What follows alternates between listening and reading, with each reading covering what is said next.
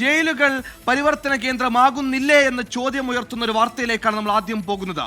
കേരള മനസാക്ഷിയെ ഞെട്ടിച്ച വാളയാർ പീഡനക്കേസിൽ 5-ാം പ്രതി വീണ്ടും മറ്റൊരു പീഡനക്കേസിൽ അറസ്റ്റിൽ. 5-ാം പ്രതി അരുണാണ് 60-കാരിയെ വീട്ടിൽ അതിക്രമിച്ച് കയറി പീഡിപ്പിക്കാൻ ശ്രമിച്ച കേസിൽ ഇന്ന് അറസ്റ്റിലായത്. വാളയാർ കേസിൽ ജുവനൈൽ കോടതിയിൽ വിചാരണ നേരിടുന്നതിനെയാണ് ചെയ്ത കൃത്യത്തിന് കുറ്റബോധമില്ലാതെ തെല്ല് ലജ്ജയില്ലാതെ വീണ്ടും സമാന കേസിൽ അരുൺ അകത്താകുന്നു.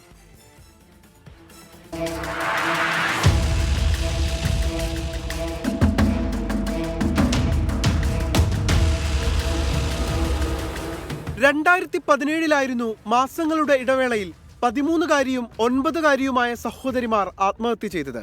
പിന്നീട് അങ്ങോട്ട് വന്ന വാർത്തകൾ കേരളത്തെ നടുക്കി.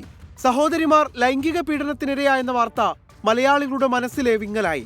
കേരള പോലീസ് മുതൽ CBI വരെയുള്ള അന്വേഷണ ഏജൻസികളുടെ അന്വേഷണം. കേസ് ആദ്യം അന്വേഷിച്ച ക്രൈംബ്രാഞ്ച് 4 പേരെ പ്രതി ചേർത്തു. കേസ് അന്വേഷിച്ച ഈ ക്രൈംബ്രാഞ്ച് അവസാനം പ്രതി ചേർത്തയാളാണ് അരുൺ പ്രസാദ്, അതായത് കേസിലെ 5-ാം പ്രതി. പരാതി ചേർക്കുന്ന സമയത്ത് പ്രായപൂർത്തിയായിട്ടില്ലെന്ന ആനുകൂല്യം കിട്ടിയ ക്രൂരൻ.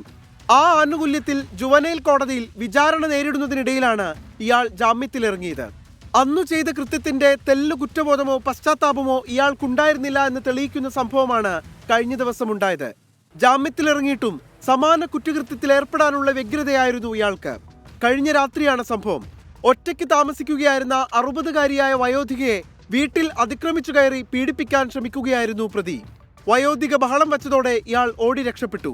പിന്നീട് 60-കാരിയുടെ മൊഴിയുടെ അടിസ്ഥാനത്തിൽ പോലീസ് നടത്തിയ അന്വേഷണത്തിലാണ് അരുൺ പ്രസാദ് അറസ്റ്റിലായത്. കോടതിയിൽ ഹാജരാക്കിയ പ്രതിയെ റിമാൻഡ് ചെയ്തു. വാളയാറിലെ 13ഉം 9ഉം വയസ്സുള്ള പെൺകുട്ടികളെ പീഡിപ്പിക്കുമ്പോൾ പ്രതിക്ക് പ്രായം 17. വയോധികയെ പീഡിപ്പിക്കാൻ ശ്രമിക്കുമ്പോൾ പ്രായം 24. പ്രായത്തിലല്ലാതെ ഇയാളുടെ മനോനിലയിൽ മാറ്റം വന്നിട്ടില്ലെന്ന് വ്യക്തം. ജുവനൈൽ നിയമങ്ങളുടെ ആനുകൂല്യത്തിൽ ക്രൂരകൃത്യം ചെയ്യുന്ന കുറ്റവാളികൾക്ക് ശിക്ഷാ ഇളവടക്കം ലഭിക്കുന്ന സംഭവങ്ങളിൽ പുനർവിചിന്തനം വേണമെന്ന ആവശ്യം ഉയരുന്നതിനിടയിലാണ് ഇത്തരം സംഭവങ്ങൾ ആവർത്തിക്കുന്നത്. News desk 24.